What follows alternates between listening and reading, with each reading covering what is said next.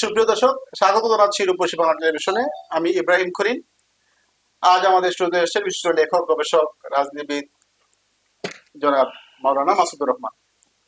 জনাব মাসুদুর রহমান, স্বাগত রূপসী বাংলা টেলিভিশন। আসসালামু আলাইকুম। ইব্রাহিম স্বাভাবিক কারণেই আজ জুলাইয়ের 1 তারিখ, ইতিহাসের বাঁক বদল করা জুলাই। আজ আগস্ট, জুলাই এন্ড আগস্ট, মানে জুলাই এবং আগস্ট, অর্থাৎ জুলাই থেকে শুরু হয়েছে এই মাসের আন্দোলন সংগ্রামের ধারাবাহিকতায় আগস্টের 5 তারিখে স্বৈরাচার বিদায় নেয় বাংলাদেশ থেকে, পালিয়ে যায় সাবেক প্রধানমন্ত্রী শেখ হাসিনা। এবং আজ এই দিনটাকে মূলত বেশ ঘন ঘটা করেই পালিত হচ্ছে।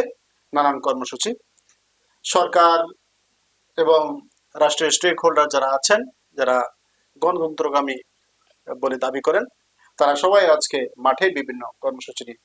প্রধান উপদেষ্টা আজ সকালে জুলাইয়ের ক্যালেন্ডার উদ্বোধন উপলক্ষে তিনি বলেছেন যে বাংলাদেশের মানুষের এরকম কিছু করা উচিত হবে না যাতে বাংলাদেশে স্বৈরাচার আবার ফিরে আসে।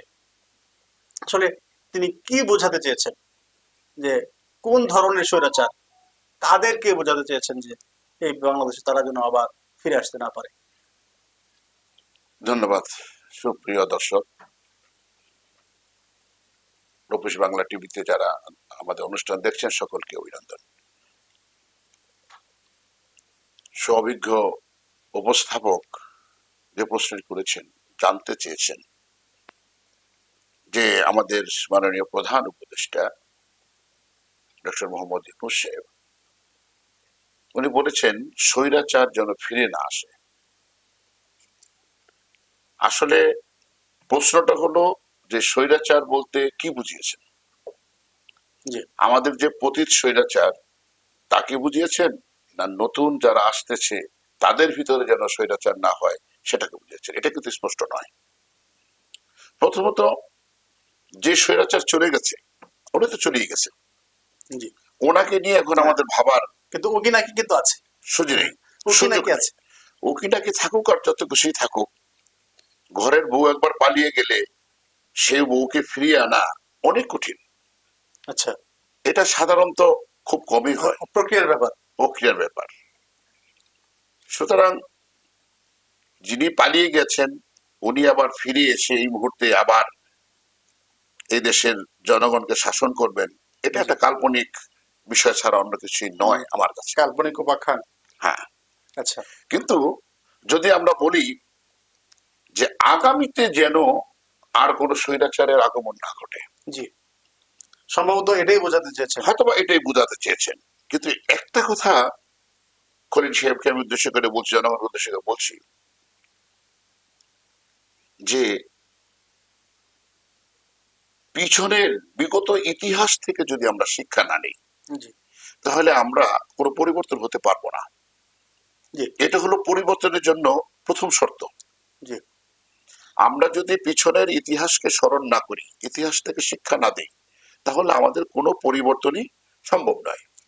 দেখেন, গত 10 মাস না 1 বছর হয়ে গেল, 1 বছর হয়ে গেছে, আর এই সরকারের মেয়াদ আর 7 দিন বাকি আছে পূর্ণ হওয়ার জন্য। 8 তারিখে যেহেতু 1 মাস 8 দিন, জুলাই আগস্টের 8 তারিখে এই সরকার শপথ নিয়েছে। হ্যাঁ, তো 1 বছর হয়েও আর 1 মাস হয়ে গেছে, 1 মাস বাকি রয়েছে, বাকি আছে। আমি তাই বলছিলাম, আসলে আমি কিন্তু সেটাই বলছি, 10 মাস পেরিয়ে গেছে, 11 মাস পেরিয়ে গেল, প্রায় 11 মাস। তো এই 11 মাসে আসার পরে এই সরকার তাদের একটা কমিটমেন্ট তারা বাস্তবায়ন করতে পারেনি, কমপ্লিট করতে পারে। তার ভিতরে তাদের প্রথম কমিটমেন্টটা ছিল যে আগামী 30 দিনের ভিতরে সকল উপদেষ্টারা তাদের সম্পদের হিসাব দিয়ে দেবেন। আচ্ছা, এটা ছিল তাদের ফার্স্ট কমিটমেন্ট। আচ্ছা, কারণ বলা হয়েছিল যে যদি সম্পদের হিসাব দেওয়া হয় তাহলে সে যাওয়ার সময় দুর্নীতি করলো কি করলো না এটা একটা প্রমাণ পাওয়া যাবে। যেটা বিগত সরকারে, বিগত পতিত সরকার যারা চলে গেছেন তারাও কিন্তু এমন একটা উদ্যোগ নিয়েছিল যে সকল আমলা এবং মন্ত্রী এমপিদের হিসাব দিতে হবে, যেটা নাকি নির্বাচনী ইশতেহারের ভিতরও আচ্ছা এটা রয়েছে, সেখানে তাদের সম্পদের হিসাব দিতে হয়। কিন্তু সেখানে সম্পদের হিসাব যেটাই দিল, কিন্তু উনি এমপি থেকে যাওয়ার পরে কিন্তু ওইটাকে আর বিচার করা হয় না যে সেটা আছে কিনা। কিন্তু এই সরকার যেহেতু দুর্নীতির বিরুদ্ধে অবস্থান নিয়ে গঠিত হয়েছে দুর্নীতি মুক্ত করার জন্য, এই জন্য সরকারের প্রথম ঘোষণাটাই ছিল যে উপদেষ্টা পরিষদে যারা থাকবে, ক্ষমতায় সরকারে যারা থাকবে, তাদের সম্পদের যা বর্তমান সম্পদ আছে 30 দিনের ভিতর সেই হিসাবটা জনগণের কাছে প্রকাশ করতে হবে এবং তারা যাওয়ার সময় সেটা প্রকাশ করে যাবে। আচ্ছা, কিন্তু আজও 11 মাসের কিন্তু তারা সেটা বাস্তবায়ন করে নাই। এই বাস্তবায়ন করতে না পারাটাই প্রমাণ করে যে ওনারা দুর্নীতি মুক্ত করতে পারবেন না, ওনাদের দিয়ে সংস্কার সম্ভব নয়। আচ্ছা, এটা হলো একেবারে মানে স্বতঃসিদ্ধ কথা, এর ভিতরে কোনো সন্দেহের অবকাশ নেই। এখন প্রধান উপদেষ্টা মহোদয় বললেন যে স্বৈরাচার যেন আগামীতে না আসে। এখন এই স্বৈরাচার একটা রূপরেখা সেখানে উপস্থাপন করতে হবে।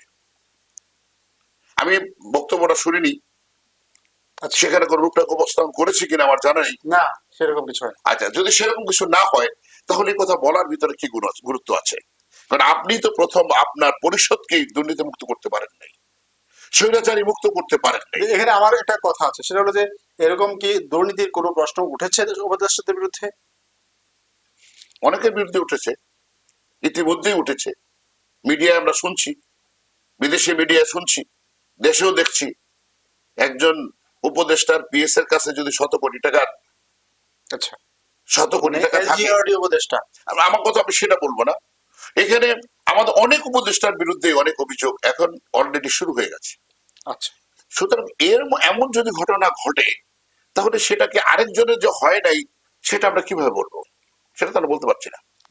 কিন্তু একজন উপদেষ্টা কিন্তু পদত্যাগ করে কিন্তু উনি চ্যালেঞ্জ করেছিলেন যে এত মাস আমি দায়িত্ব পালন করলাম, আমার আয়কর থেকে শুরু করে বিভিন্ন জায়গায় সাংবাদিকরা সিদ্ধান্ত নিয়ে অনুসন্ধান করতে পারে বা যে কোনো সংস্থা সিদ্ধান্ত নিয়ে অনুসন্ধান করতে পারে যে আমি আমার আত্মীয় স্বজন স্ত্রী সহ কারো 1 ইঞ্চি জমি কেনা হয় নাই বা এই ধরনের কোনো প্রমাণ পাবে না। এখন ঘটনা হয়ে গেছে, উনি তো ওনার সম্পদের হিসাব দেন নাই। উনি যখন উপদেষ্টা হয়েছেন তখন তো ওনার আত্মীয় পিতা মাতার সম্পদ কি আছে সেই হিসাবটা তো সে দেন নাই। আচ্ছা, তো এখন সেটা বেড়েছে না কমেছে এটা আমি কিভাবে জানবো? এটা জানার তো কোনো পদ্ধতি নেই। এটা যদি কোনো যন্ত্র তৈরি হয় নাই যে ওই সময় কি ছিল এখন কি হয়েছে। আচ্ছা, আচ্ছা, সুতরাং এটা ওইভাবেই আসতে হবে। সুতরাং আমি মনে করি, আমি চাই, মনে প্রাণে চাই স্বৈরাচার মুক্ত নয়, আমি চাই দুর্নীতি মুক্ত একটি দেশ গঠিত হোক, সে যেই হোক। তবে আমি এটা চাই যে একজন দেশপ্রেমিক, সৎ, সাহসী, দুর্নীতিমুক্ত একজন স্বৈরাচারী দেশে দরকার। আচ্ছা, সেটা যদি ডক্টর ইউনূস সাহেব প্রমাণ করতে পারে আমি তাকে সাপোর্ট করব। আচ্ছা, কিন্তু মিষ্টি কথা দিয়ে এদেশকে চালানো যাবে না। স্বৈরাচারী মনোভাব না থাকলে, স্বৈরাচারী মনোভাব মানে কি? অন্যায় করবে, সে আমার আত্মীয়, তাকে মাফ করে দেব, তাকে শাস্তি দেব না, এটা হবে না। অর্থাৎ তার কঠোর হতে হবে। সে যেই অপরাধ করুক তাকে শাস্তি দিতে হবে, সেটা আমার আপন ভাই হোক, আমার স্ত্রী হোক, আমার আত্মীয় স্বজন হোক। আর আমি যদি হই আমি পদত্যাগ করে চলে যাব। এইটাকে বলা হয় দেশপ্রেমিক, দুর্নীতিমুক্ত, স্বৈরাচার বা কঠোর একজন রাষ্ট্রনায়ক বা একজন শাসক। সেটা আমাদের দেশে খুবই বেশি প্রয়োজন। আমাদের দ্বিতীয় পয়েন্ট হলো, আলোচনার বিষয় হলো যে জুলাইয়ের আন্দোলনটা যখন শুরু হয়েছিল, এর আগে অবশ্য কোটা সংস্কার আন্দোলন, এরপর দুর্নীতি বিরোধী বা বৈষম্য বিরোধী শুরু হয়েছিল আন্দোলন, এবং ছাত্র আন্দোলনের সাথে জনতার যোগ হয়েছে, ছাত্র জনতার আন্দোলনের রূপ নেয়। এবং তাদের ছিল যে এই যে বৈষম্য বিরোধী, ন্যায্য, উই ওয়ান্ট জাস্টিস, এইটার কতটুকু নমুনা দেখতে পেয়েছেন গত 1 বছরে? দেখেন, এই বৈষম্য বিরোধী আন্দোলন যখন শুরু হয়, ডাইরেক্টলি ইনডাইরেক্টলি, মানে সরাসরি ভাবে বৈষম্য বিরোধী আন্দোলনকে সমর্থন করি। এবং আমি এই এই এই রূপসী বাংলা টেলিভিশনে বসেই সেটার সমর্থনে আমি বক্তব্য রেখেছিলাম, এইখানে বসেই, আজকে যেখানে বসে আছি আমি। আপনি যে এটা বললেন বৈষম্য বিরোধী আন্দোলন হয়েছে, কিন্তু বৈষম্য বিরোধী কোনো সিস্টেম বা বৈষম্য বিরোধী কোনো কর্মকাণ্ড এখনো আমার দেশে দেখা যাচ্ছে না। আচ্ছা, বৈষম্য এটা দুঃখের বিষয়। বরঞ্চ আমার মনে হয় বৈষম্য আগের চেয়ে অনেক বেড়েছে। কিভাবে? আপনি দেখেন কিভাবে বাড়ে নাই, যেহেতু বন্ধ হয় নাই, মানে রয়ে গেছে, রয়ে গেছে যেহেতু, তাহলে আমরা এটা কিভাবে বলবো যে বৈষম্য শেষ হয়ে গেছে? ঠিক বলছেন। এরপর আমরা করবো যে স্বৈরাচার অর্থাৎ 5ই আগস্ট স্বৈরাচার পলায়নের পর আসলে এটা আহ, এটা তৈরি হয়েছিল, কর্মসূচি তৈরি হয়েছিল যে রাজনৈতিক দলগুলোর পক্ষ থেকে বলা হচ্ছিল যে আহ, সংস্কার, তারপর আওয়ামী লীগের বিচার, তারপর একটা নির্বাচনের দিকে যাবে দেশ। কিন্তু এর অল্প কিছুদিন পর আমরা দেখলাম যে না, আস্তে আস্তে করে এই কথাগুলো উল্টে যাচ্ছে, পাল্টে যাচ্ছে। এটা মনে হচ্ছিল যে কিছুটা বেহাত হয়ে যাচ্ছে এই সিস্টেম গুলার কথাগুলো। আসলে কতটুকু অবশ্য কতগুলো কমিশন হয়েছে, কিছু কাজও হয়েছে বলা যায়, না হয়েছে মানে হয়নি বললে এটা ভুল হবে। আসলে আমরা কতটুকু সংস্কার করতে পেরেছি, বা আপনি কতটুকু এই করতে পারবো। সংস্কারের কাছ থেকে যে সংস্কারটুকু হয়েছে এটুকু কতটুকু বেনিফিট আমরা আহ, পাবো বলে আপনার কাছে মনে হয়? দেখুন, আমি প্রথমে একটা কথা বলেছি, এই সরকার যেহেতু দুর্নীতি মুক্ত হতে পারে নাই, কারণ তারা নিজেদের সম্পদের হিসাব যেহেতু দিতে পারে নাই, তারা যে দুর্নীতি করতেছে না, তারা যে ভিতরে নিজেরা সম্পদ পাহাড় গড়ছে না, তারা যেন সম্পদ বিদেশে পাচার করছে না, এটার তো কোনো প্রমাণ আমাদের কাছে নেই। আচ্ছা, কিন্তু যেই কমিশন গুলো গঠন করা হয়েছে, আপনি দেখেন যে আজকে এই কমিশন গুলো কাদেরকে দিয়ে গঠন করা হয়েছে? যাদেরকে দিয়ে কমিশন গঠন করা হয়েছে তাদের সম্পদের কোনো হিসাব আমাদের কাছে আছে? না, নেই। ওনাদের দেশে কোনো সম্পদ আছে? তাও জানি না। তাও জানি না। বিদেশে আছে? তাও জানি না। কারণ যাদেরকে নিয়ে কমিশন গঠন করা হয়েছে তারা অধিকাংশই অন্য দেশের নাগরিক, আর এদেশের নাগরিক হলেও এদেশে তাদের কোনো সম্পদ নেই। আচ্ছা, আপনি দেখেন এই আলী রিয়াজ সাহেবের কি সম্পদ আছে বাংলাদেশে? আপনি আসেন ওই যে যিনি আমাদের খলিলুর রহমান সাহেব, যিনি আমার নিরাপত্তা উপদেষ্টা, জি, ওনার কি সম্পদ আছে বাংলাদেশে? উনি যদি বাংলাদেশে, ওনারা যদি বাংলাদেশকে একটা বিপদে ফেলে দেশ থেকে চলে যায়, আপনি কি করতে পারবেন? বিদেশের থেকে হাওলাত করে এনে, হাইজ্যাক করে এনে আপনি আমার দেশকে উন্নয়ন করবেন, আমার দেশকে দুর্নীতি মুক্ত করবেন, এটা কিভাবে সম্ভব? না, এখানে কিন্তু একটা প্রশ্ন আছে। আমি বলবো যে এই যে মেধাগুলো, এগুলো দেশের বাইরে ছিল নানান কারণে, বাংলাদেশের প্রেক্ষাপট এবং আহ, তাদের প্যাট্রোনাইজের অভাবে, অর্থাৎ তাদেরকে মূল্যায়ন না করার কারণে তারা আসলে এটা বিদেশে আমি গেছে। কথা আমি মানতে একমত নয়। খলিলুর রহমান সাহেব এই দেশের সচিব ছিলেন, তো ওনাকে মূল্যায়ন করা হয় না কিভাবে? আমরা কিছু কিছু পত্রিকায় দেখেছি উনি দেশ থেকে পালিয়ে গেছেন, এমন তো আমরা পত্রিকায় দেখছি। আলী রিয়াজ সাহেব কেন গেলেন? কোনো কারণ আছে? ওনাকে কি দেশ থেকে সরকার থেকে মানে বেঁধে মানে মারধর করে ওনাকে হাইজ্যাক করে পাঠিয়ে দিয়েছে? না, দেখেন এখানে যদি মিস্টার আলী রিয়াজ এখন ইলিনয় একটা ইউনিভার্সিটির অধ্যাপক, কিন্তু আপনি কি এই দেশে কি ঢাকা বিশ্ববিদ্যালয়ের মতো এখানকার কে আপনি ভিসি যদি বানাতে পারতেন তাহলে কেন বোঝা যেত ভিসি যে- বানাইতে হবে এমন কোনো কথা? ভিসি তো একজন নয়, একটা বিশ্ববিদ্যালয়ের ভিসি তো একজন, অধ্যাপক আছে কয়েকশো। ভিসি হতে হবে কেন? উনি কি ওই বিশ্ববিদ্যালয়ের ভিসি যেখানে আছে? উনি ওই বিশ্ববিদ্যালয়ে একজন মানে পার্ট টাইম টিচার, স্থায়ী টিচার না। সবাই পার্ট টাইম টিচার। কোন স্থায়ী টিচার হলো সে আজকে এটা করতে পারতো, এখানে আসতে পারতো না। একজন পার্ট টাইম টিচার, আপনি কি মনে করেন বিদেশি বিশ্ববিদ্যালয়ের একজন পার্ট টাইম টিচারের থেকে, শিক্ষকের চেয়ে ঢাকা বিশ্ববিদ্যালয়ের শিক্ষকের মূল্যায়ন কি কম? অবশ্যই নয়। ঢাকা বিশ্ববিদ্যালয়ে একজন প্রফেসর, একজন শিক্ষকের মূল্য ওই পার্ট টাইম একজন শিক্ষকের চেয়ে অনেক বেশি। উনি পৃথিবীর যে কোনো দেশে যাবে, এই দেশের একজন ইউনিভার্সিটির মানে শিক্ষক হিসেবে সেখানে যাবে। কিন্তু যারা বিদেশের একটা পার্ট টাইম একজন শিক্ষক, উনি কোনো পৃথিবীর কোনো দেশে যেতে পারবে না ওই বিশ্ববিদ্যালয়ের শিক্ষক হিসেবে প্রতিনিধিত্ব করার জন্য। তা মর্যাদাটা কার বেশি? সেখানে অর্থ বেশি। না, বিষয়টা তো এটাই। ওইখানে অর্থ বেশি, কিন্তু একজন শিক্ষকের, আদর্শ শিক্ষকের, একজন দেশপ্রেমিকের মূল টার্গেটটা অর্থ নয়, এটা তার জনগণ, তার দেশ। সংস্কারের শুধু এটা সংবিধান নিয়ে বলছেন, আরো আরো কতগুলো সংস্কার কমিশন কিন্তু হয়েছে, সেটা হলো নির্বাচন কমিশন নিয়ে হয়েছে, বিচার নিয়ে হয়েছে, আর আরো ওইগুলো কি আপনি কি শিক্ষা নিয়ে হয়েছে? দেখুন, নির্বাচন কমিশন সংস্কার করে নির্বাচন কমিশন বানিয়ে দিয়েছেন। নির্বাচন কমিশন কে বানিয়েছে? সংস্কার কমিটি বানিয়েছে? বানায় নাই। নির্বাচন কমিশন সংস্কার কমিটি যদি হয়, তো নির্বাচন কমিশনের প্রয়োজনটা কি? নির্বাচন সংস্কার কমিটি তো সংস্কার করে নির্বাচন করবে। আপনি যখন একটা নির্বাচন কমিশন করে দিলেন, সেটা সরকারের অধীনে চলে গেল, সরকার যা বলবে তাই শুনবে। তারপরে কিভাবে মনে করেন এই কমিশন দিয়ে আপনি সুন্দর সুষ্ঠু একটা নির্বাচন করবেন? না, যেহেতু নির্বাচন কমিশন একটা সরকারি সাংবিধানিক প্রতিষ্ঠান, এটা তো সংস্কার কমিশন দিয়ে হবে না। কেন হবে লাগবে? সংস্কার কমিশন যদি আপনি করেন, তা সংস্কার কমিশনের কাজটা কি? একটা কমিশন বানিয়ে দেওয়া? না, এটা যোগ্য লোকের, উনি কি সবচেয়ে যোগ্য বাংলাদেশ? অন্যদের যোগ্য বাংলাদেশ আর নাই? সেটা হতে পারে, কিন্তু যাকে নাকি সংস্কার কমিশনের প্রধান করা হলো, উনি কি যোগ্য না? উনি যদি যোগ্য না হয়, তাহলে সংস্কার কমিশন প্রধান কিভাবে? না, কোনো কোনো ক্ষেত্রে এর চেয়ে বেশি, কারণ হচ্ছে ওনাকে দায়িত্ব দেওয়া হচ্ছে যে এই টোটাল যে আইন থেকে শুরু করে সমস্ত কিছু অ্যানালাইসিস করে এটা টেকসই একটা আইন তৈরি করা, কিংবা ওইখানে এটা তো সংস্কার কমিশন করেন নাই। তারা করছে কাজ না, কোনো কাজ করছে না।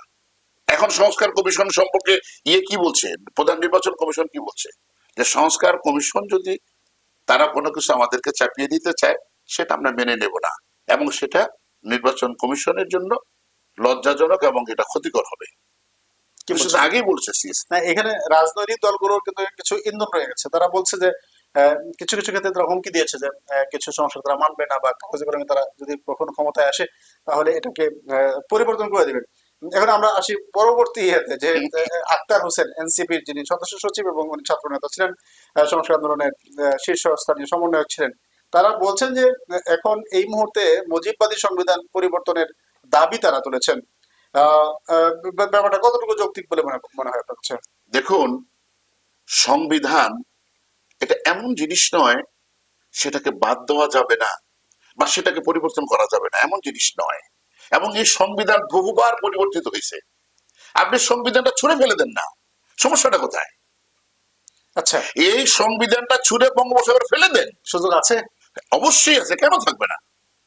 যদি সরকারকে হটিয়ে একটা নির্বাচিত, সেটা বৈধ অবৈধ যেভাবে, সে সরকারকে যদি বাংলাদেশ থেকে তাড়িয়ে দেওয়া যায় তার ফেসিবাদী কারণে, তবে সংবিধান তো, এটা তো একটা সাধারণ বিষয়। সংবিধান তো সরকারের একটা পার্ট। আচ্ছা, তো সেটা মারা যাবে না কেন? সেটা ভিতরে যেটা ভালো সেটা আপনি আনেন, কিন্তু সেটাকে আনতে গিয়ে যদি, পরিবর্তন করে গিয়ে যদি আপনি বাদ দেন জনগণকে, তো সে সংস্কার মেনে নেবে কেন? আপনি নির্বাচন সংবিধান সংশোধন করবেন, সংবিধানে কি সংশোধন করবেন? আজকে 10 মাসে সেই সিদ্ধান্তটা নিতে পারেন নাই। আচ্ছা, সেই সিদ্ধান্ত নিতে এখনো পর্যন্ত আপনারা ওই আলোচনা করতেছেন। এত আলোচনা কেন? আলোচনা করবেন কিসের ভিত্তিতে?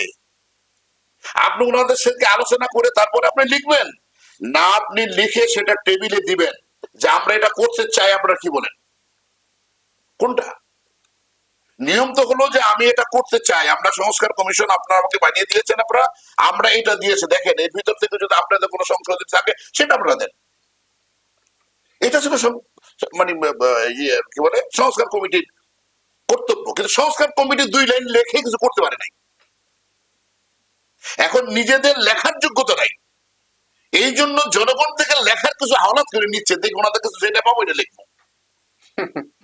ওনাদের যদি লেখার যোগ্যতা থাকতো তো ওনারা লেখে জনগণের কাছে উপস্থাপন করতো, আমরা এটা দেখেছি, এখন আপনারা দেখেন। কিন্তু সেটা না করে তারা বলছে আপনারা কি করতে চান আমাদেরকে দেন, আমরা সেটা লিখি। কেন এটা হবে? এটা তো সংস্কার কমিটির কাজ। আলোচিত বিষয় পিআর পদ্ধতিতে নির্বাচন। কয়েকদিন আগে হলো 28 তারিখে সোহরাওয়ার্দী উদ্যানে একটি ইসলামিক দলের মহাসমাবেশ ছিল, এবং এখানে উপস্থিতি ছিল সবাই, বাংলাদেশের প্রায় সব দলের প্রতিনিধি ছিলেন। জি ছিল, এবং তাদের ছিল পিয়ার পদ্ধতি, এবং জন উপস্থিতিটাও ছিল চোখে পড়ার মতো। যে আগে আমরা দেখতাম যে সেটা সম্ভবত বিএনপি কোনো প্রতিনিধি যায় নাই। না, যায় না। আমরা দেখতাম যে দু একটা দলের এইসব আলোচনায় সবাই মহাসমাবেশে অনেক লোক হয়, কিন্তু এইবার প্রথম দেখা গেল সম্ভবত যে এই ইসলামিক দলের এই সমাবেশে ব্যাপক পরিমাণ উপস্থিতি, এবং তাদের ছিল পিয়ার পদ্ধতি। পিয়ার পদ্ধতির আসলে আহ, কি আসলে কিভাবে এই জিনিসটা যদি একটু বলেন। দেখেন, আমি একটা কথা আগে বলি, বিএনপি যদি বলে আমি পিয়ার পদ্ধতি মানি না, আপনি কি মনে করেন এই সরকারের পক্ষে সম্ভব পিয়ার পদ্ধতি নির্বাচন করা? আমি কি মানি কি মানি না সেটা আমার মনে হয় বিএনপি যদি বলে যে আমরা পিয়ার পদ্ধতি মানি না, পিয়ার পদ্ধতি আমরা নির্বাচনে যাব না, আপনি দেখে রাখেন পিয়ার পদ্ধতি নির্বাচন হবে না। কারণ বিএনপি যদি নির্বাচনে না যায়, এদেশে নির্বাচনই হবে না।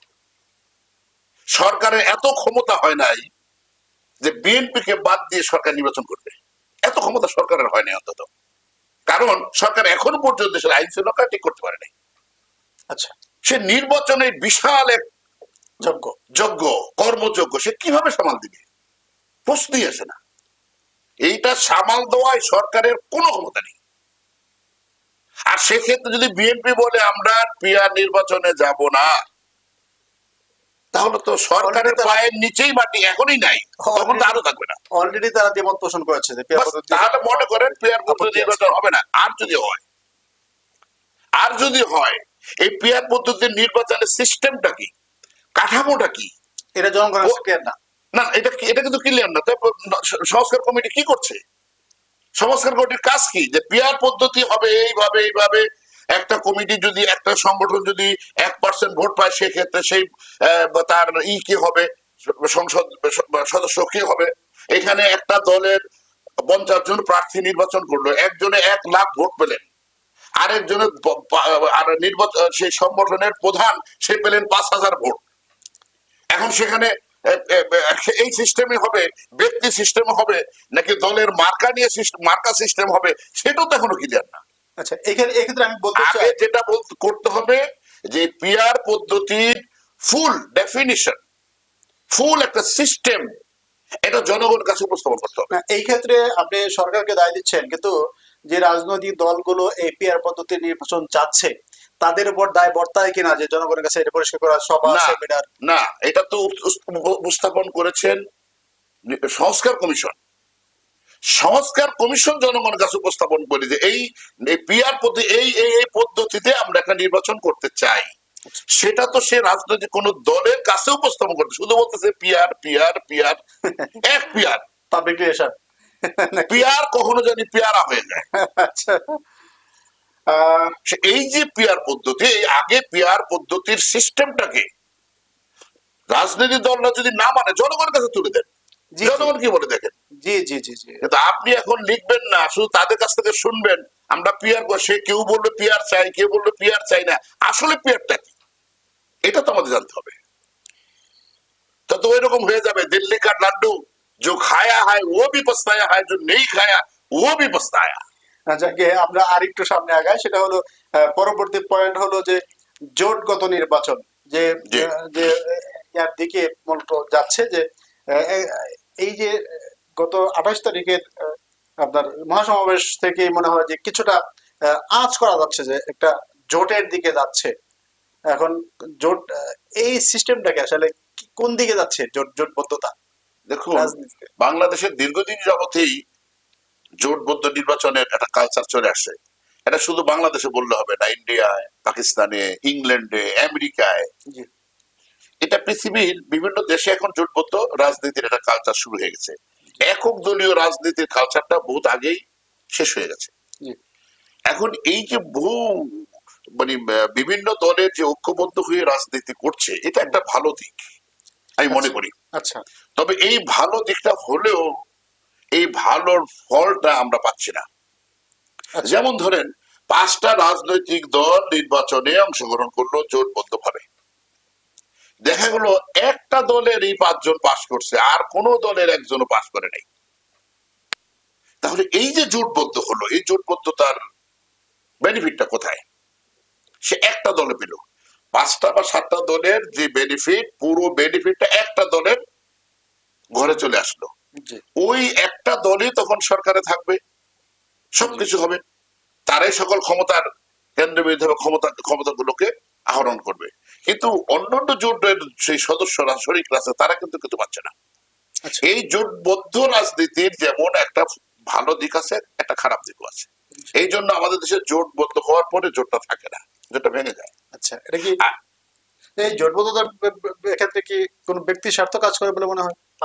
অবশ্যই করে। একটা রাজনৈতিক দল যখন মনে করে যে আমি তো পাশ করতে পারবো না আমার দল, কিন্তু আমার দলের সাথে যদি কিছুটা সমর্থন আছে তাহলে আমরা পাশ করে যাব, আচ্ছা, তখনই তারা একটা জোট করার জন্য একটা উঠে পড়ে লেগে যায়। কারণ ওই জোটবদ্ধ ছোট ছোট দলগুলার ওই অল্প অল্প ভোট যখন তার বাক্সে আসে তখন সে পাশ করে আসে। জি, এই কিছু ক্ষেত্রে এখানে আছে কোন কোন এলাকা আঞ্চলিক প্রভাব। তবে সেই ক্ষেত্রে ওই পিয়ার পদ্ধতিতে যদি জোট হয় তাহলে জোটবদ্ধরা কিছুটা হলেও অন্যান্য দলগুলো কিছুটা লাভবান হবে। সম্ভবত এই লাভ লোকসানের হিসাব থেকে সম্ভবত পিয়ার পদ্ধতির আলোচনা আসছে। আপনার কাছে শেষ প্রশ্ন, যে আজকে যে ইয়াগুলো হচ্ছে, একজন উপদেষ্টার হাত বেগে ম্যাগাজিন উঠে এলো, নানান প্রশ্ন, এই প্রশ্ন শেষ কোথায়? অর্থাৎ আমরা এই যে এই প্রশ্নগুলো এটা মানে শেষ দেখুন, এই যে এই প্রশ্নগুলো বা এগুলো নিয়ে মিডিয়ায় এত বেশি মাখামাখি করা, মিডিয়ার ভিতরে এত বেশি এটা নিয়ে আলোচনা করা, এটা আসলে জাতির কোনো কল্যাণ নেই। এটা একটা ব্যক্তিকে আক্রোশকে, ব্যক্তিকে হেয় করার জন্য, একটি ব্যক্তিকে হেয় প্রতিপন্ন করার জন্যই এইটার সবচেয়ে বেশি কারণ বোঝা যাচ্ছে, স্পষ্ট। কারণ উনি ওনার ব্যাগে উনি ওনার হয়তো মানে যে কি বলে লাইসেন্স করা কোন আর্মস আছে, কোনো কারণে হয়তো ম্যাগাজিনটা তার ব্যাগে থাকে, রয়ে গেছে, আর্মসটা সে আর রেখে এসে বসে এটা বুঝতে দিতে পারে। আর তার সাথে আর্মস থাকলেই বা ওনারও তো নিরাপত্তার বিষয় আছে। যেহেতু যারা বর্তমান সরকার আছে তারা যেহেতু জনগণকে নিরাপত্তা দিতে পারছে না ঠিক মতন, তো তাদেরও নিজেরাই নিজের নিরাপত্তার কথাও তারা ভাবে। এই জন্য তারা অন্যান্য পুলিশ বা তাদের যে নিরাপত্তা আছে তাদের প্রতিও তাদের সে বিশ্বাসটা পরিপূর্ণ নেই। আচ্ছা, যার ফলে তারা অনেক সময় নিজেদের কাছেই তাদের মানে সেফটির জন্য হয়তো আর্মস রাখতেই পারে। আচ্ছা, কারণ যখন নাকি আমার উপরে আস্থা থাকবে না, আরেকজনের উপর আমার আস্থা থাকবে না, তখন তো আমার নিজেরটা আমার নিজেরই করতে হবে। সুতরাং এই ক্ষেত্রে আমার মনে হয় এটা একটা ব্যক্তির আক্রোশ বা একজন ব্যক্তিকে হেয় করার জন্যই এটা সবচেয়ে বেশি কাজ করছে। এটা আমার মনে হয় আমাদের দেশের জন্য এটা মোটেও কাম্য নয়। এই ক্ষেত্রে একটা মন্তব্য আপনার সামনে তুলে ধরবো, যেমন মিস্টার হাসনাত আব্দুল্লাহর উপর যখন গাজীপুরে হামলা হলো, তখন একজন পুলিশ অফিসারকে বলতে শোনা গিয়েছিল যে তোমরা পুলিশকে মেরে উল্টা ঝুলিয়ে রেখেছো, এখন পুলিশের কাজ লাগে কেন? যদি অবস্থা যদি সেরকম হয় তাহলে তো ব্যক্তিগত নিরাপত্তার বিষয়, সেটা তো বলছি, তারা তো দেশকে জাতিকে নিরাপত্তা দিতে পারছে না, এই জন্য নিরাপত্তা বাহিনীর উপরে তাদেরও কোনো আস্থা নেই, যার ফলে তারা নিজেরাই নিজের নিরাপত্তার জন্য তাদের কাছে আর্মস রাখতেছে। যে আমাদের জীবনটা নিরাপদ হয়ে উঠুক, দেশটা নিরাপদ হয়ে উঠুক, জাতি নিরাপদ হয়ে উঠুক, সেই প্রত্যাশায় শেষ করবো। আপনাকে কৃতজ্ঞতা জানাচ্ছি রূপসী বাংলা টেলিভিশন আসার জন্য। ধন্যবাদ আপনাকে এবং রূপসী বাংলা টেলিভিশন দর্শক শ্রোতাদের। শেষ করছি এখানে। সুপ্রিয় দর্শক, দেখতে থাকুন রূপসী বাংলা টেলিভিশন। আল্লাহ।